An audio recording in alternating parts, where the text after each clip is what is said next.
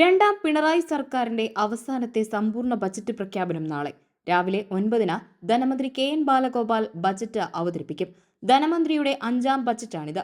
തദ്ദേശ തിരഞ്ഞെടുപ്പിന്റെയും അടുത്ത വർഷം നടക്കാനിരിക്കുന്ന നിയമസഭാ തിരഞ്ഞെടുപ്പിന്റെയും പശ്ചാത്തലത്തിൽ ജനപ്രിയ പ്രഖ്യാപനങ്ങൾ നിറഞ്ഞതായിരിക്കും ബജറ്റ് എന്നാണ് വിലയിരുത്തപ്പെടുന്നത്. വയനാട് പുനരധിവാസത്തിനുള്ള പ്രഖ്യാപനങ്ങളും ബജറ്റിൽ ഇടം പിടിച്ചേക്കും. ഇത്തവണത്തെ ബജറ്റിൽ ക്ഷേമ പെൻഷൻ വർദ്ധിപ്പിച്ചേക്കും. നിലവിൽ 1600 രൂപയാണ് പെൻഷൻ.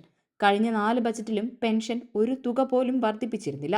ഇത് സംബന്ധിച്ചുള്ള പഴി അവസാന ബജറ്റിൽ ധനമന്ത്രി പരിഹരിച്ചേക്കും. 200 രൂപയുടെ വർധനവുണ്ടായേക്കുമെന്നാണ് പ്രതീക്ഷിക്കുന്നത്.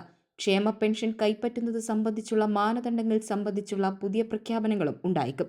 അനധികൃതമായി പണം കൈപ്പറ്റുന്നവരെ പൂർണ്ണമായും ഒഴിവാക്കാനുള്ള നടപടി സ്വീകരിച്ചേക്കും. നിലവിൽ സംസ്ഥാനത്ത് ഒരു മാസം ക്ഷേമ പെൻഷൻ നൽകാൻ ആവശ്യമായ തുക 900 കോടിയാണ്. കഴിഞ്ഞ 3 മാസത്തെ പെൻഷൻ തന്നെ സർക്കാർ ഇതുവരെ നൽകിയിട്ടില്ല. ഇതിന് തന്നെ 2700 കോടി രൂപ ആവശ്യമാണ്. അതിനാൽ തുക ഉയർത്തിക്കൊണ്ടുള്ള പ്രഖ്യാപനവും സർക്കാരിന് വെല്ലുവിളിയാകുമെന്ന കാര്യത്തിൽ തർക്കമില്ല.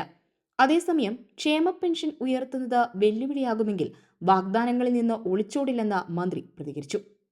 ബജറ്റിൽ ആശ്വാസകിരണം പോലുള്ള പദ്ധതികളുടെ നീക്കിയിരിപ്പും വർദ്ധിച്ചേക്കുമെന്നാണ് വിലയിരുത്തപ്പെടുന്നത്. വയോജനങ്ങൾക്ക് വേണ്ടി പുതിയ പ്രഖ്യാപനങ്ങൾ ഉണ്ടാകും.